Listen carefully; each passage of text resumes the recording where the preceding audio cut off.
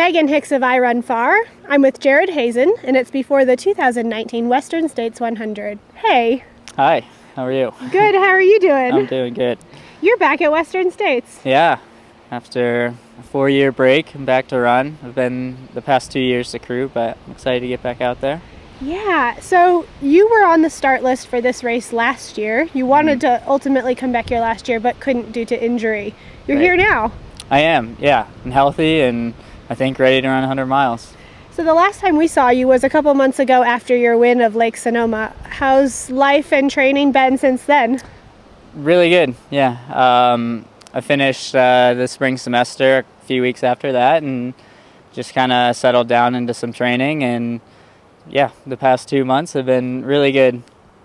So yeah, fill us in a little bit. Unlike other people, are a little quiet on social media. Like it's hard to know what's going on in your life, but yeah, how's the training been?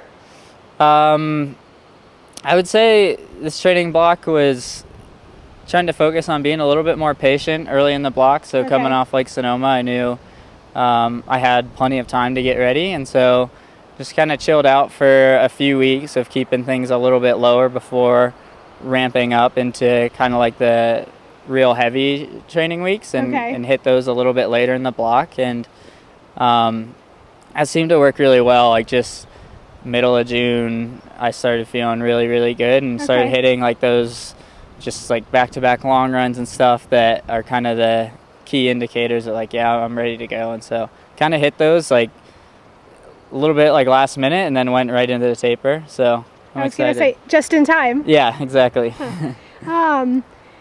What's it like? Talk to me about the feeling of being back here at Western States. Like you said, the last time you were here as a runner was 2015, 4 years ago. You're a totally different ultra runner now.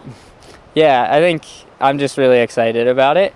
2015 and 2014 was the first year I ran. I have really good memories here, and so every time I just come out here, it's just kind of a special feeling, like coming up the mountain and getting into squad. And so, yeah, kind of got some pre-race nerves going on, and just really excited about what could possibly happen on the day.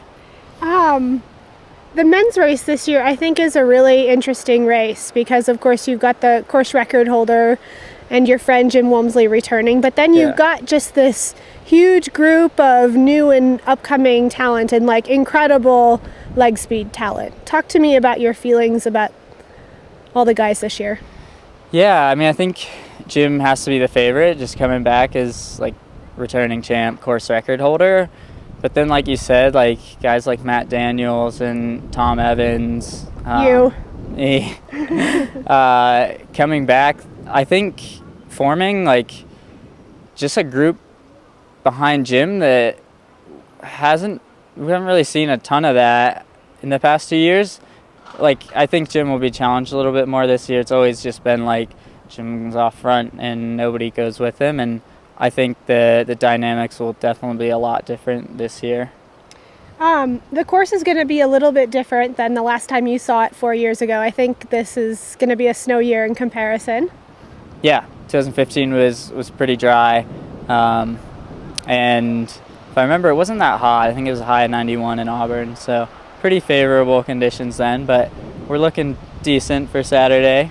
Are you going to go up and check out the snow and mud a little bit in the next couple of days to see what you're getting yourself into in the early miles? I don't think so. Okay. I'll probably just keep it kind of flat and easy around here, but we've gotten some intel, so I think it'll be okay. You think you'll probably survive? Yeah. Can you talk to me a little bit about the big picture, because and you can correct me if I'm wrong, but it seems like you've had a really long stretch of uninjured, consistent training and racing, like since early last fall, late last summer? Yeah, pretty much exactly. So the injury that took me out of this race last year kind of lasted for a couple months through the summer, and then I was able to get back running again in August. And honestly, like as soon as I got healthy again, it was just like big picture, long-term goal is I want to be on the start line at Western States, healthy and ready to go. Yeah, and that was like just really helpful going through signing up for races like JFK.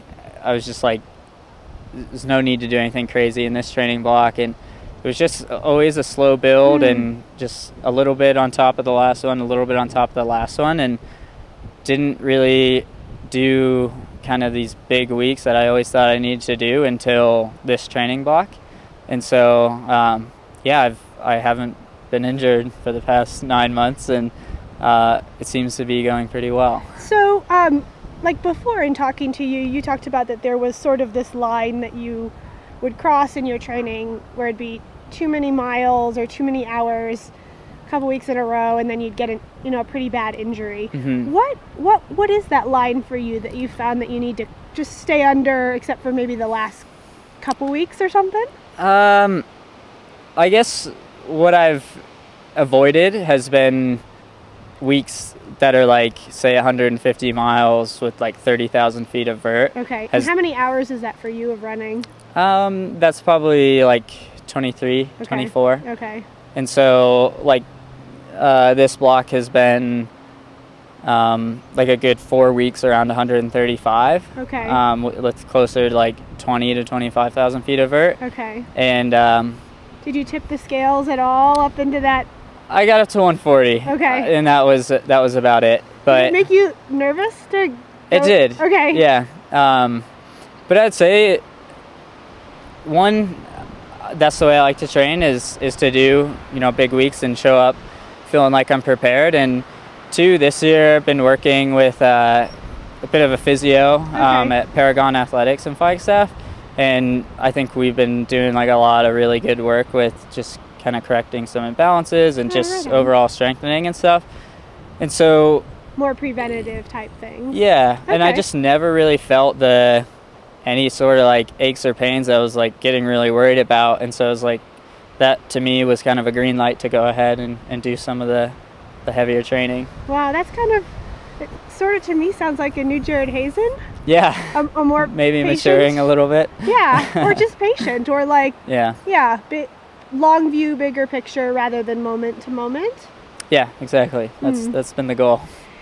So you've run 2 Western States before. You had your debut in 2014, and you came back in 2015, and I don't know, in my mind, like pretty much nailed it. It was a 3rd place 1540-ish. Yeah, I think 1537. Yeah, but in my mind, you're also a faster runner than a 1537 runner. What do you put in your head now, 4 years later, about what you think you can do here? I mean, I guess the big goal is just I would really, really love to win this race. Okay. And yeah, I totally think like I can run significantly faster than I ran in 2015. I just feel like a completely different runner than I was then. So who knows like what that means as far as time or whatever, but I'm just ready to kind of go for it on race day. So you running for the win on Saturday? Yeah, definitely. I think that's a little riskier or more bold than my approach in like 2015.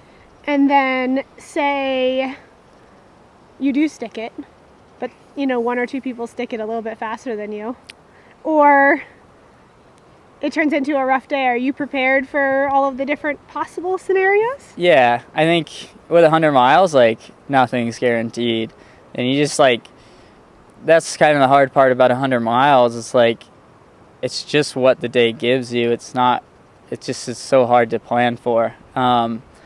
So yeah, I think I'm ready for whatever the day brings, and just taking it one moment at a time, I think is really important in a long race like this. Awesome. Well, best of luck to you. Yeah, thank you. We look forward to chasing you from Olympic Valley to Auburn on Saturday. Thanks.